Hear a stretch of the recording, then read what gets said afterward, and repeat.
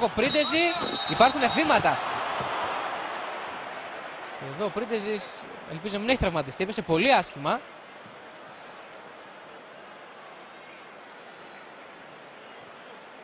Τρέχουν αμέσως ο γιατρός της Μάλαγα πάνω του, έπεσε πολύ άσχημα ο Γιώργος Πρίντεζης στον αγωνιστικό χώρο.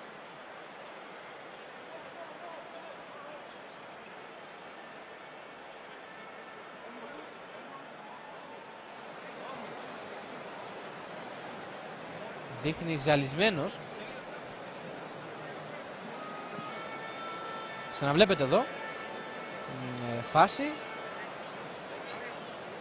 Εδώ είναι τα βήματα από τον Πρίντεζη, ο οποίος πέφτει πολύ με το κεφάλι και τον ώμο στο παρκέ. Ελπίζουμε να μην έχει τίποτα ο Έλληνας παίκτης.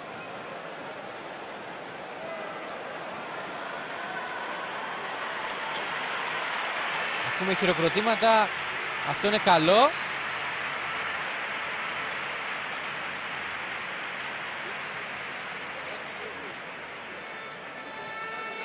Οι Ισπανίες ετοιμάζουν το replay.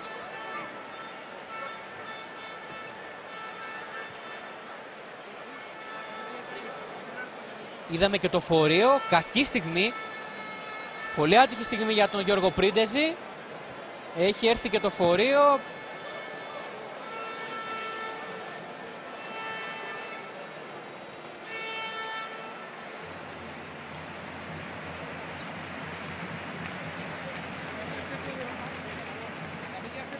Οι Ισπανοί μας δίνουν και μας ξαναδίνουν τραυματισμό του Γιώργου Πρίντεζη, το οποίο τοποθετείται κολάρο στον Αφιένα.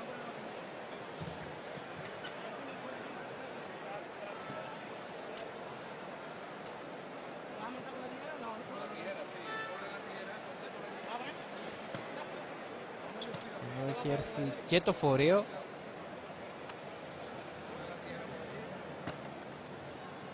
Ελπίζουμε να μην έχει κάτι σοβαρό ο Γιώργος Πρίντεζης.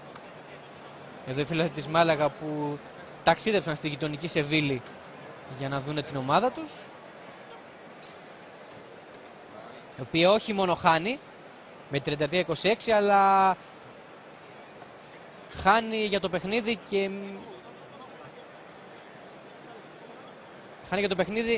και τον καλύτερο τους παίχτη, τον Γιώργο Πρίντεζη, ο οποίος στην προσπάθειά του να καρφώσει σε έναν ενθουσιασμό έπεσε πολύ άσχημα στο παρκέ.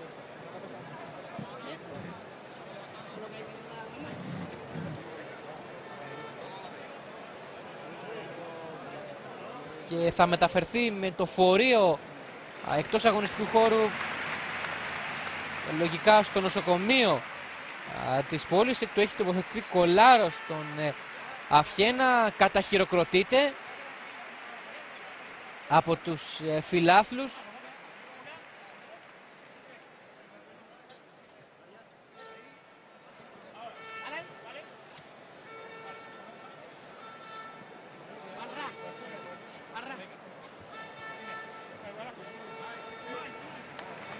Ελπίζουμε να μην είναι κάτι σοβαρό.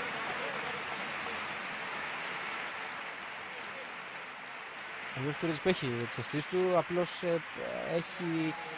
φαίνεται να έχει χτυπήσει. Να δούμε, ελπίζω να μην έχει χτυπήσει σοβαρά. Αποχωρεί. Λογικά θα πάει αμέσως για εξετάσεις. Ξανά βλέπουμε την άτυχη στιγμή για τον Γιώργο Πρίντεζη.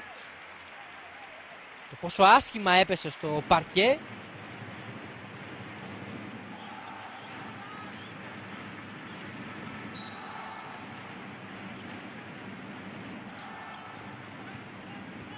Ενώ το παιχνίδι ξαναρχίζει.